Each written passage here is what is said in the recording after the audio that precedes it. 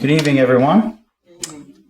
If you want to go ahead and get out your lesson books, we'll be continuing on in Lesson 7, which is on page 13. Lesson 7, page 13.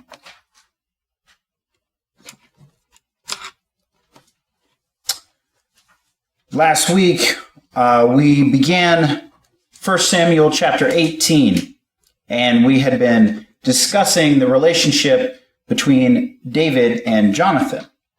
And we got most of the way through the chapter, and we had just started talking about David trying to escape once again from Saul.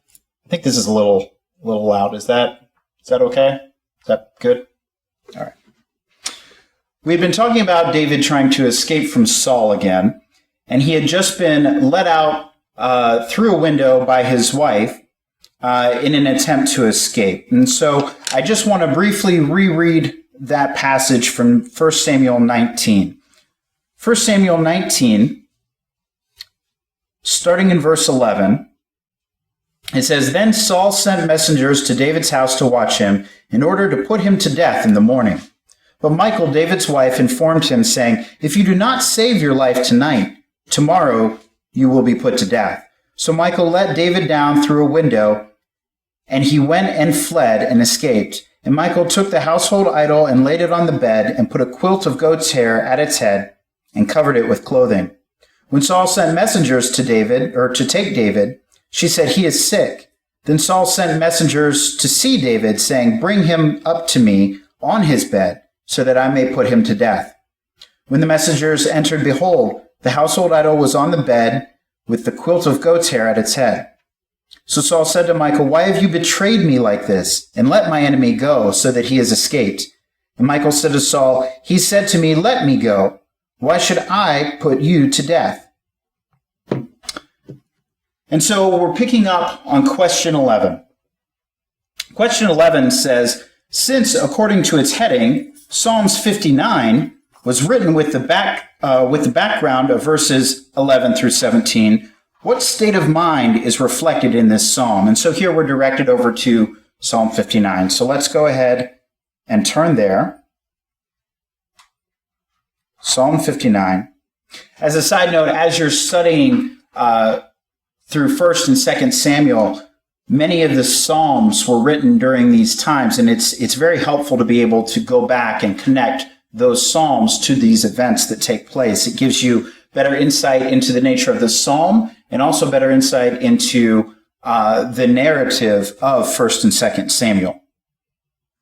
But turning over to Psalms 59, it says, prayer for rescue from enemies. It says, for the music director set to Altasheth, a miktam of David, when Saul sent men, and they watched the house in order to kill him. David says, rescue me from my enemies, my God. Set me securely high away from those who rise up against me. Rescue me from those who practice injustice, and save me from men of bloodshed. For behold, they have set an ambush for my life. Fierce men attack me, not for wrongdoing, nor for my sin, Lord. For no guilt of mine, they run and take their stand against me. Stir yourself to help me and see, you, Lord God of armies, the God of Israel, awake to punish all nations. Do not be gracious to any who deal treacherously in wrongdoing. They return at evening. They howl like a dog, and they prowl around the city. Behold, they gush forth with their mouths. Swords are in their lips. For they say, who hears? But you, Lord, laugh at them. You scoff at all the nations. Because of his strength I will watch for you, for God is my refuge. My God in his faithfulness will meet me. God will let me look triumphantly upon my enemies. Do not kill them, or my people will forget. Scatter them by your power and bring them down, Lord, our shield. On account of the sin of their mouths and the words of their lips, may they even be caught in their pride, and on account of curses and lies which they tell. Destroy them in wrath. Destroy them so that they will no longer exist, so that the people may know that God rules in Jacob to the ends of all earth. They return at evening. They howl like a dog and prowl around the city. They wander about for food and murmur if they are not satisfied. But as for me, I will sing your strength. Yes, I will joyfully sing your faithfulness in the morning, for you have been my refuge and a place of refuge on the day of my distress. My strength, I will sing praises to you, for God is my refuge, the God who shows me favor. Okay, so given the events that are happening in 1 Samuel and this psalm that David penned during that time, what is David's state of mind?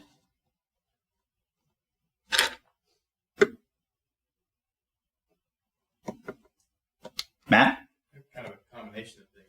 Sure. He feels in battle because of everything that they're after him, right? Worried and fear that you'd expect that, but then there's also this sense that he's trusting in God, and that's often how the Psalms will end, with that trusting aspect of God there. Yeah, absolutely. What else? Did anyone have any other answers? A little bit of a panic, and he's running for his life at the same time that I rely and trust on you, and you're going to take care of it, and you're going to punish them, and you're going to take care of this. So I know that it's going to be okay, but there's still that, I'm on the run, and they're after my blood. Mm-hmm. Yeah. Do you think that because David is running from this, that displays a lack of faith on his part? He didn't run from Goliath, so would running in this situation from his enemies display a lack of faith? I see shaking heads. Why not? Well, Saul was his king, Mm-hmm. and he didn't want to be killed with Saul, but he didn't want to have to injure Saul. Right. So he was better off getting out of town, and so to speak, than to come into a contact with Saul. Yeah, I think that's a great way to sum it up. David was in a rock and a hard place when it came to Saul. Saul was God's anointed, and we know that David respects God's word, and he doesn't want to lift his hand against God's anointed, right? So in terms of taking direct action against Saul, his hands are really tied. He doesn't have that option the way that he did with Goliath, who is very clearly God's enemy, and God was authorizing direct action against him. And so in this case, David chooses to flee and allow for God to work things out in the manner that he would have them to work out. And I think all the answers that we've heard so far about the faith and the trust in God for deliverance is all reflected there in this Psalm 59, and shows that David did in fact have faith. He wasn't running due to a lack of faith. So all good thoughts there. But before we move on to the next section, was there any other comments or questions that anyone had on this particular piece? Verses 11 to 17. He wanted his enemies slain. Yeah, that's a good point. David didn't want his enemies slain, and that's a very interesting thing to note about David, because that comes up more than once. David didn't want his enemies killed. He didn't want to kill Saul. He didn't want to have to resort to that. And here, when people are pursuing him, he didn't want them killed. He actually says in Psalm 59, in verse 11, he says, "Do not kill them, or my people will forget." Instead, he asks God to scatter them. He doesn't want the enemies killed, because then there are no enemies. There is no threat, right? And people are going to forget that God is their deliverer. Rick. Dude, these were Saul's people, so these are other Israelites, right? Right. Again, he's got that care. He doesn't want to kill his own people. Right. So he's cautious about all of that. Yeah. Okay, good. So let's go ahead and drop down to verses 18 to 24 in 1 Samuel 19. So flip back over to 1 Samuel 19, and we'll read 18 down to 24. It says, "So David fled and escaped, and he came to Samuel at Ramah, and he informed him of everything Saul had done to him. And he and Samuel went and stayed in Naioth. But it was reported to Saul, saying, 'Behold, David is at Naioth in Ramah.' Then Saul sent messengers to take David, but when they saw the company of prophets prophesying, with Samuel standing and presiding over them, the Spirit of God came upon the messengers of Saul, and they also prophesied. When Saul was informed of this, he sent other messengers, but they also prophesied. So Saul sent messengers again the third time, yet they prophesied. Then he went to Ramah himself, and came as far as the large well that is in Seku, and he asked, "Where are Samuel and David?" And someone said, "Behold, they are at Naioth in Ramah." So he proceeded there to Naioth in Ramah, but the Spirit of God came upon him also, so that he went along prophesying continually until he came to Naioth in Ramah. He also stripped off his clothes, and he too prophesied before Samuel, and lay down naked all day and all night. Therefore they say, is Saul also among the prophets? So question 12 says, why did David go to Ramah?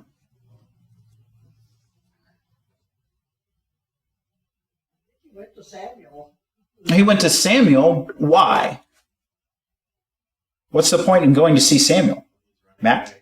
He's fleeing, but He's- he's fleeing to a friend. he's fleeing to a friend. He's fleeing to someone he knows, right? I would say that he's fleeing to a figure of God's authority, right? In Psalm 59, he had talked about God being his shield.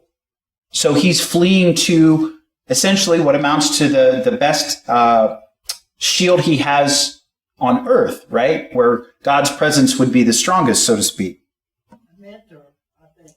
A mentor, yeah. John, Yes. if David's anointing was still kind of a secretive thing, Samuel was aware of it because he did it. Right. That's a really good point. Yeah, David had been anointed by Samuel at this point, but it wasn't widely spread yet, right? It wasn't known that David was anointed by many people, but Samuel knows, and so going to him is, again, having that friendship.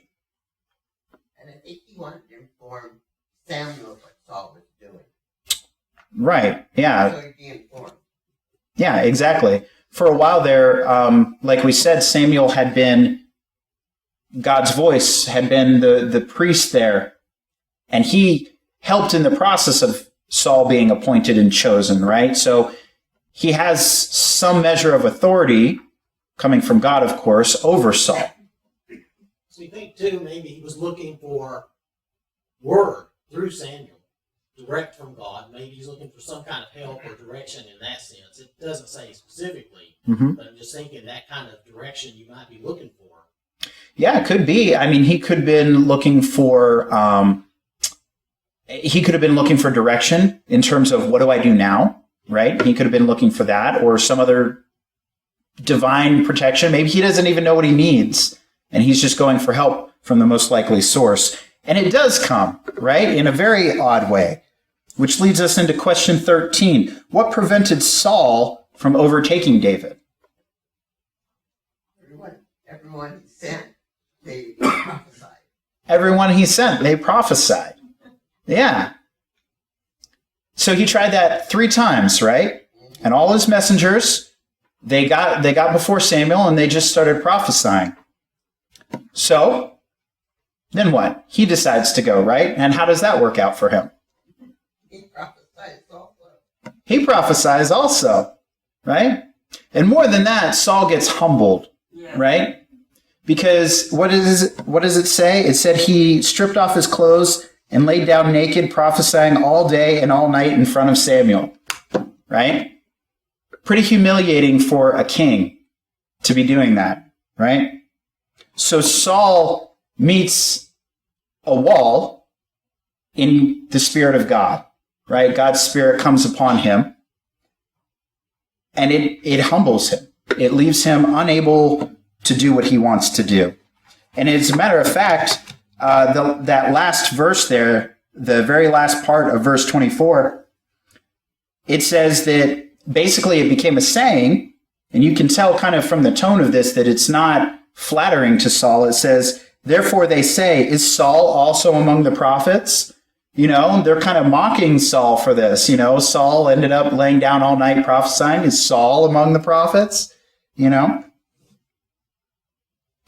Any other thoughts on that? No? it's just a really interesting verse to me. I'd be curious to know what more they were prophesying about. You know, prophecy is when, you know, God's word comes upon someone and they predict what's going to occur. So I have to wonder what they were talking about, what was going to happen. Maybe he was predicting that he was going to be replaced by David. So maybe it was referring to events that were soon to happen. Maybe he was prophesying things much further in the future. Donna? In verse 24, it says he also stripped off his clothes. Did all the prophets take their clothes off? I don't know. I can certainly see how from verse 24 that's implied. Maybe they did as well. If he also stripped off his clothes, that's a good catch. Matt? And some of the things I've read, I mean, when we read that, we think he's completely naked. But it seems like perhaps, you know, as a king, as you're saying, he had his kingly clothes, right? And so he's humbling himself by taking those off. But they would typically have some sort of undergarment, and they would be considered naked at that state. So we might need to keep that in mind. No, that's a very good point to call out.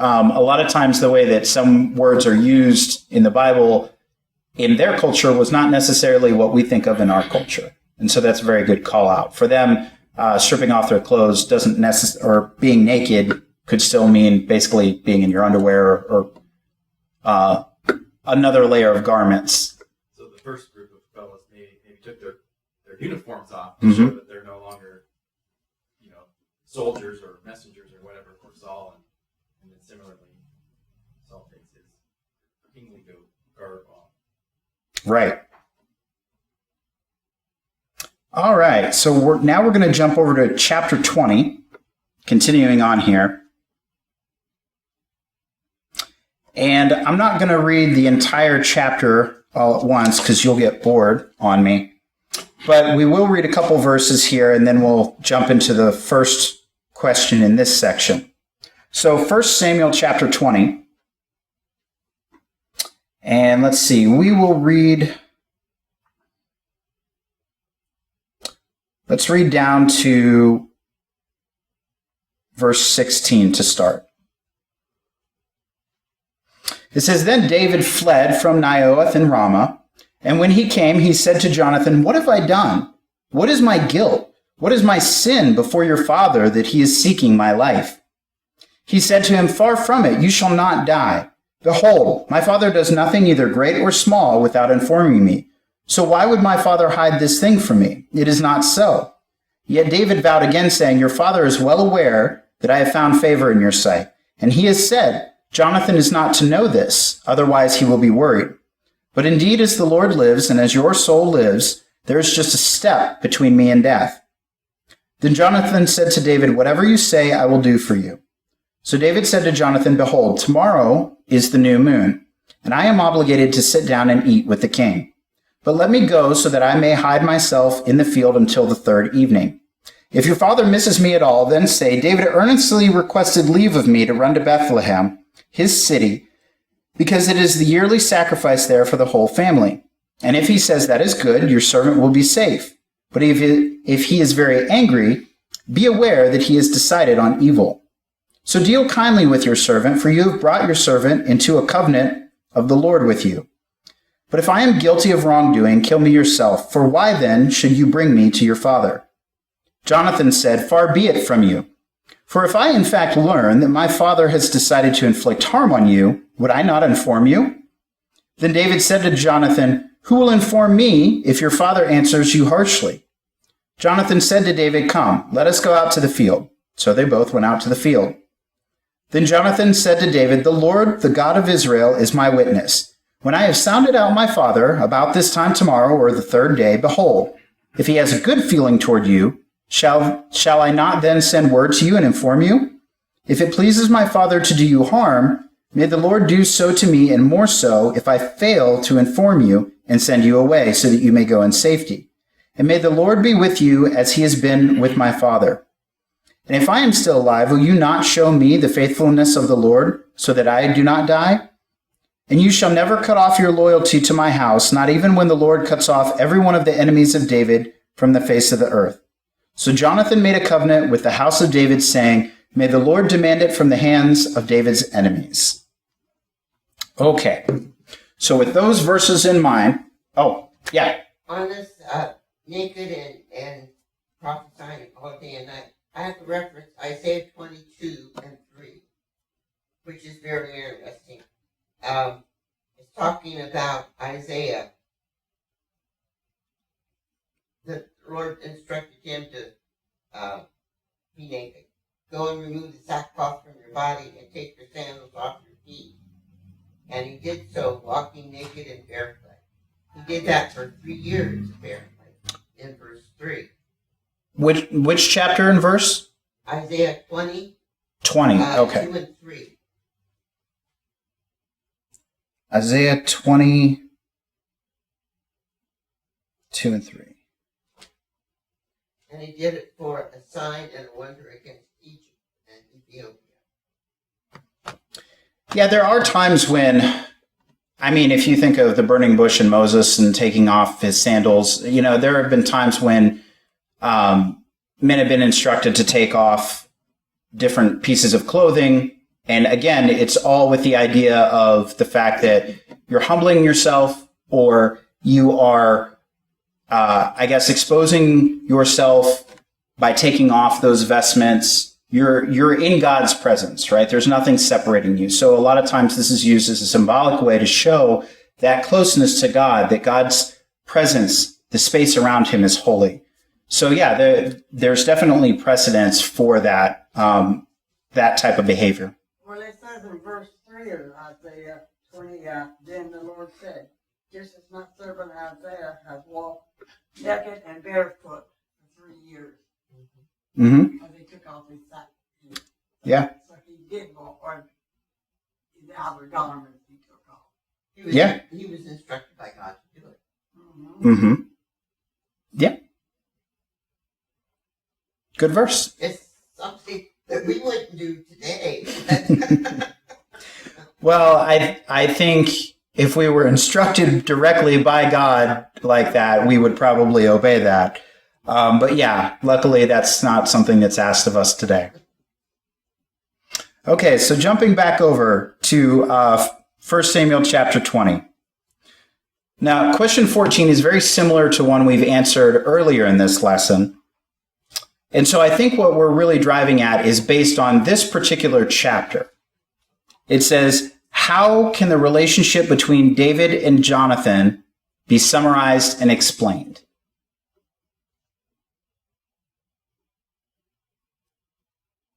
Any thoughts there? They were like brothers. They loved each other. And they Mhm. trusted each other. And Jonathan reported to David when his dad was angry and ready to kill David. And they were very close. They were very close, yeah.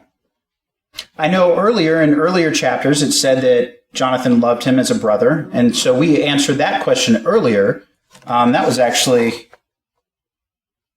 question 1 of the lesson. It said, describe the friendship of David and Jonathan. But here, it's asking us to summarize that relationship again. So really, this is focused specifically on chapter 20. Rick? Well, they've made a covenant together, right? So, they are agreeing to watch out for and help each other as brothers would do. Mm-hmm. And in the very next verse in 17, it says Jonathan loved David as himself. So he's really keen on watching over David. And I think, is Jonathan not the older one of the two anyway? So he may look at I think he him as the is. younger brother. I'd have to go back and double check, but I'm pretty sure that's correct. Addie, what were you saying? I forgot. Okay. After my age, you don't. That's okay. Matt, did you have? There also seems to be something, I'm not sure if there's a verse that exactly says it, but it seems like Jonathan recognizes that David should be king through God's will, because it should be, by normal circumstance, Jonathan should expect to be king, but he's not concerned about that. He's all in. Yeah, I think you actually just answered question 15 for us. So, This was a harder question, and after I thought about it, I thought that the answer that I gave was really revolved around that covenant that Rick mentioned. I think that what the author of the workbook is going for here is that before they were friends, they were very close friends like brothers, but now they're bound by a covenant at this point, right? They're members of this covenant. And I hesitate to say they're conspirators together because that makes it sound like they're doing something wrong. But they're now together in this effort to keep David alive and out of Saul's plots, right? So they're working together kind of undercover here towards that purpose. So that's kind of how I explained it. But Rick? Sorry. There is an implication if you look at, let's see, which verse is this? My numbering is small. Where Jonathan says, and I think it's 13, and may the Lord be with you as he has been with my father, kind of implying that he believed, because the Lord was with Saul at first, kind of implying that he knows or thinks David will succeed Saul. You could take it that way. Yeah. And that's a good point. And honestly, let's just jump down to question 15, because that's what we're kind of leading into now. It says, what understanding about David does Jonathan express in verses 13 to 16? And really, I think you and Matt have covered it, is that at this point, I think it's very evident that Jonathan knows David is going to become king. Look at the promise that he asks him to make. What was that promise? Jonathan asks David to make a specific promise to him. What was that? Never cut off his kindness to his family, right? He talks about that God defeating the enemies of David, right?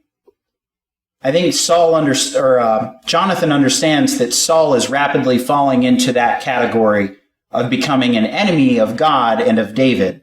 And he suspects very strongly, I think, that David is the next king, which, like Matt pointed out, you would normally expect Jonathan, he's the prince, he would be more likely to be a king than David would be. But Jonathan understands that God is backing David now, not him. And if we'll get to this in later sections, but David does honor that promise that he makes with Jonathan. You can see that if you go to 2 Samuel. You can see it in chapters 9 and again in chapters 21, where David keeps that promise that he makes to Jonathan.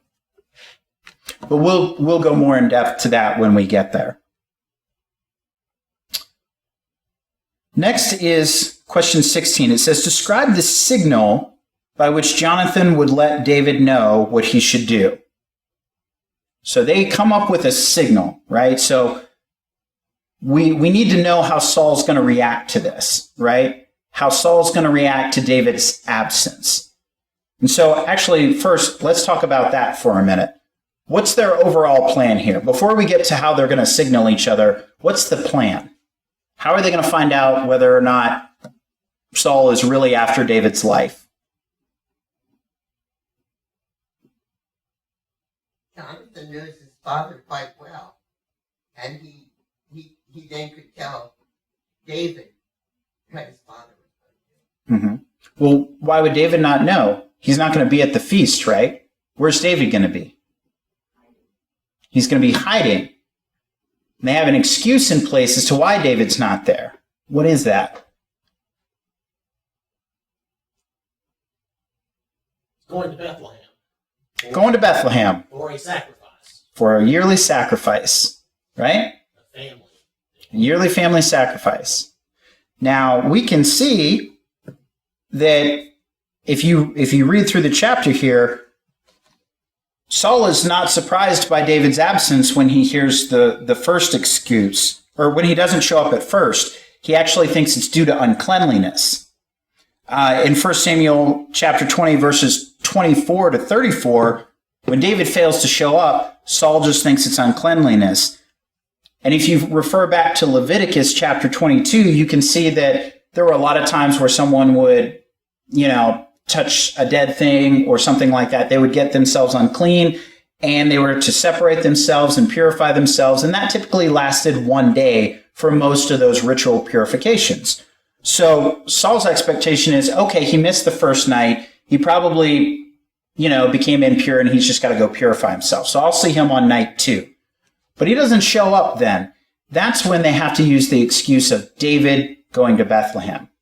Now, my question to you is it a lie that they told that David's going to Bethlehem? Because as far as I know, David's just hiding out in a field during this whole time. So what do you think? Did they act righteously there by what they told Saul? Or is this a human error that was just permitted in the sake of history here?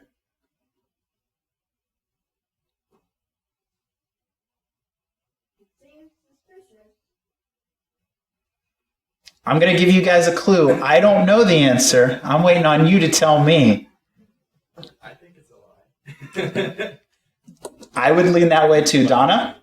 I think we learn from the Old Testament that there are a lot of things that we wouldn't permit that God has permitted. Like Lot being the father of his grandchildren, There are a lot of mistakes that happen, right, that are permitted to happen, but they're not endorsed by God. Rick? In this case, I think it's similar to like Rahab. The lie was to protect the life of someone who was innocent. Mm-hmm. And so I think in that sense, there are times when we've seen throughout history where people protected innocent people and they had to lie to protect those people. And I would say that God does back that, but that's me. Kind of like when people would break the Sabbath to save someone in a well. I mean, it's sort of a common sense thing. We have to keep the Sabbath law, but it's more important to not let my son die in this well, or my donkey even. Right. Yeah. So this is a really tricky one. And like this has been, Judy? Yeah, here it says that Jonathan tells him that he asked permission to go to Bethlehem. He did not actually, according to this, he didn't actually say he was in Bethlehem. So A lot of technicalities right there, right? yeah, It's not technically a lie. I am asking you permission to go to Bethlehem. You have my permission. I'm not actually going to take it and use it and go. I just want to know that I could do it. but he said that. And I'm going to tell Saul, my dad, that you asked permission, right? I think back to the way that Gideon defeated some of his enemies, and they sort of used trickery, and they were sort of instructed to do it that way, right? Where they had the torches covered by the pots, and they broke the pots, and now it looks like there's thousands of men when there's really only a couple hundred men, So there are times when people are clever in the Bible like that. I also think a lot of it goes to the spirit of what you're trying to do, just like Matt said, right? What is someone trying to do? And he used a great example of actually coming up with David and the bread on the Sabbath, right? And Jesus refers to that in Matthew and talks about that, where God requires compassion above sacrifice, right? So taking into account what you're trying to do, what your motivation is, that goes a long way. Right? And the bottom line is we're going to make errors in judgment, but God knows everything about what we're trying to do. He knows the situation we're in. He knows all the circumstances. He knows what we're thinking and why we're thinking it. And he is the most fair judge that we can have. So in the end, God's going to be able to weigh that out and be more fair than any human judge could ever be. So I don't know if we really came to a conclusion on that or not, but I just thought it was worth discussing. It was an interesting point that we kind of skip over with these questions here. But moving on to the signal. So they have a signal to say whether or not Saul is happy or whether he's angry. So what's this signal that they come up with?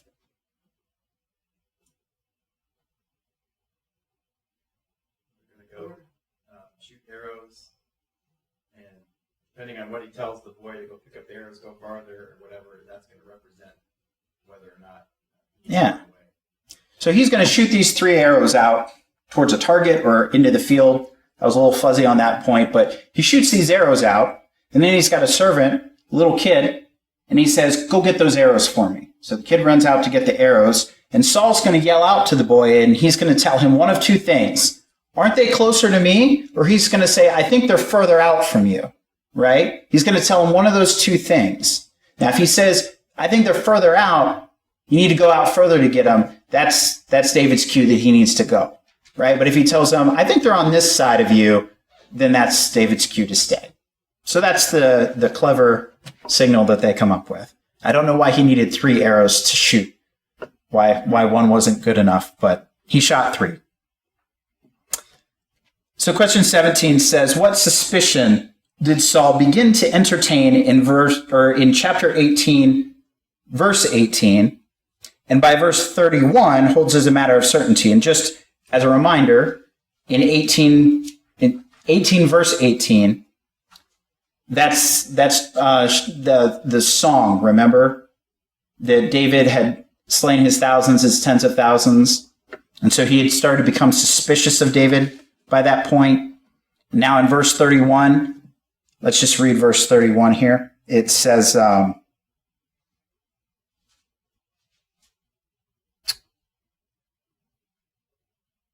for as long as the son of Jesse lives on the earth, this is Saul talking to Jonathan, he says, neither you nor your kingdom will be established.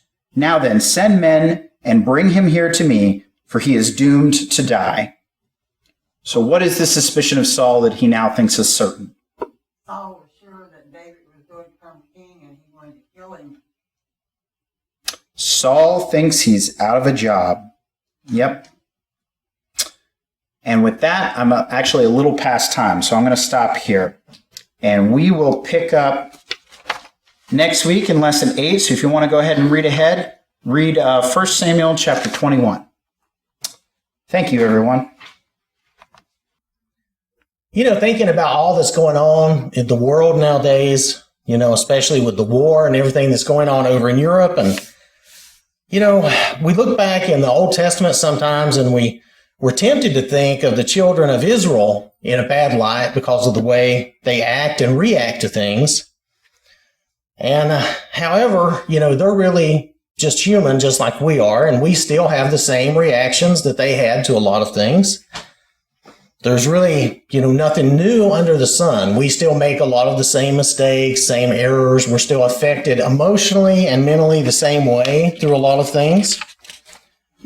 And if we look at Exodus chapter 14, verses 10 through 12, the idea is that from their example, we should learn, right? So if we look at these verses here, and when Pharaoh drew near, the children of Israel lifted their eyes, and behold, the Egyptians marched after them. So they were very afraid, and the children of Israel cried out to the Lord. And this was after they had left Egypt, but Pharaoh and the army was pursuing them. Then they said to Moses, because there were no graves in Egypt, have you taken us away to die in the wilderness? Why have you so dealt with us to bring us up out of Egypt?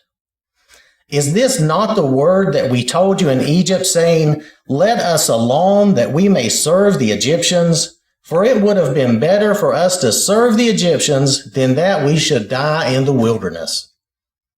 Now, mind you, they've just come out of Egypt. God has just gotten them out of Egypt, and they're forgetting the miracles, the signs, the plagues. When he put darkness all over the land of Egypt, they were the only ones they had light in their dwelling. They were the only ones. So they had just walked out, but here their confidence is shaken and they've gone to fear already.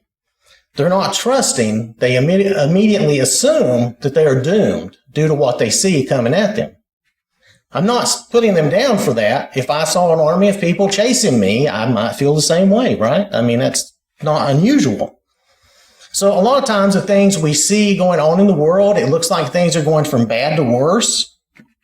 And we start focusing on the negative things. And we start seeing those things like that war in Europe. We start seeing that. And our hearts go out to like the people. We know the people there are suffering. We don't like that. And that troubles us. But two, we worry for the impact this might have on the whole world. We can't deny that the last World War started in a very similar manner, right? I mean, it was just, oh, we'll let them take this little bit and we'll let them take that little bit. And it just got worse and it got out of hand. So there is that fear. And then there is the extra added fear of a possibility of even a nuclear war. That wasn't a possibility at the beginning of World War II, but that would be a possibility today, and that's a real fear. These are scary things. And it's understandable that those thoughts would come to our minds and that we might have some fear. In a human, practical sense, there's really not a lot that we as individuals can do, right? The event is far away from us. It involves nations and people who control these things, but it's not us. And sometimes we know that situations do get worse before they get better. And that's what the Israelites were facing. They were facing a situation that seemed to go from bad to worse. But if we notice the next few verses, Exodus chapter 14, verses 13 and 14, and Moses said to the people, "Do not be afraid. Stand still and see the salvation of the Lord, which he will accomplish for you today. For the Egyptians whom you see today, you shall see again no more forever. The Lord will fight for you, and you shall hold your peace." So when we're going through these things and we're seeing these things going on in the world, things we cannot personally affect or control, we need to understand that what we can do is we can pray and we can trust in the Lord. Now, I know everybody will say that sounds trite or whatever, but it's a true fact that we have our faith, that we can pray and we can trust in the Lord. We can stand and see the salvation of God, and we can hold our peace. Now, in this case, the word used for holding our peace means quite a bit. It implies being restful, still, and quiet. So we are to do that and let the Lord fight for us or take care of this for us. It's an example of trusting God. Now, that's easy to say, and I know it can be hard to do, but don't forget that the Spirit dwells in us and he can help us. Sometimes we don't know what to pray for in these situations. What is God's will? We struggle and maybe we don't feel very Christian because we do have that fear or we have that struggle. But again, we're still people, even though we are Christians. Feeling powerless and afraid, that could be hard to deal with. If we look at Romans chapter 8, verses 26 through 28, likewise, the Spirit also helps in our weaknesses. For we do not know what we should pray for as we ought, but the Spirit himself makes intercession for us with groanings which cannot be uttered. Now he who searches the hearts knows what the mind of the Spirit is, because he makes intercession for the saints according to the will of God. And we know that all things work together for good to those who love God, to those who are called according to his purpose. We need to remember we can trust God and everything works to his purpose. Everything works to his will. It is also to our benefit, but that is because his will is to love us, is to benefit us, his children. Still, thoughts, these worries and fears can still work their way into our minds. Sometimes we're uncertain if what we do is enough or if it's the right thing or if it's good enough. Is there something more we can do? And times like these can make it seem difficult, and it may even seem hard to pray at times. But it really isn't. We can pray anyway. We can tell the Lord that we have no idea what to pray for. We can just ask that his will be done. Let him know that we have this distress and fear. He cares for us and he wants to help us. Then, after we talk to the Father, we need to thank him for our blessings. Turn our thoughts to the good things in our lives. We are so abundantly blessed more than we realize. The same God that has blessed us in the past and has blessed the Israelites in the past and taken care of this world till now, he will continue to do so. He will even turn our hard moments, our trials, and the hard times we have, he will turn those into something good and beneficial for us. If we look at Philippians chapter 4, verses 6 through 8, this is something we're all very familiar with, but it's easy to forget to do sometimes when we're stressed and when we're worried and when we're fearful. But it's very good learning. It's very good teaching from Paul. Be anxious for nothing, but in everything by prayer and supplication with thanksgiving, let your requests be made known to God. And the peace of God, which surpasses all understanding, will guard your hearts and minds through Christ Jesus. Finally, brethren, whatever things are true, whatever things are noble, whatever things are just, whatever things are pure, whatever things are lovely, whatever things are of good report, if there is any virtue, and if there is anything praiseworthy, meditate on these things. All those things involve our blessings that I was thinking of earlier. And we need to keep our focus on the Lord and follow his example, meaning that we do always pray for God's will to be done, just as the Lord did. And finally, remember that regardless of how this life and this world ends, whether it's for us personally or for the entire world, we have a future with God to look forward to. If you look at Revelations chapter 22, verses 1 through 5, and he showed me a pure river of water of life, clear as crystal, proceeding from the throne of God and of the Lamb. In the middle of its street and on either side of the river was the tree of life, which bore 12 fruits, each tree yielding its fruit every month. The leaves of the tree were for the healing of the nations. And there shall be no more curse, but the throne of God and of the Lamb shall be in it, and his servants shall serve him. They shall see his face, and his name shall be on their foreheads. There shall be no night there. They need no lamp nor light of the sun, for the Lord God gives them light, and they shall reign forever and ever. That's the eternity we have to look forward to. That's just a part of it. But if anyone here has any doubt of your future, or if you need prayers for any reason beyond that, this is a time for you, a time that you can come forward and let us know whatever you may need. And please do that if you need to, as we stand and as we sing.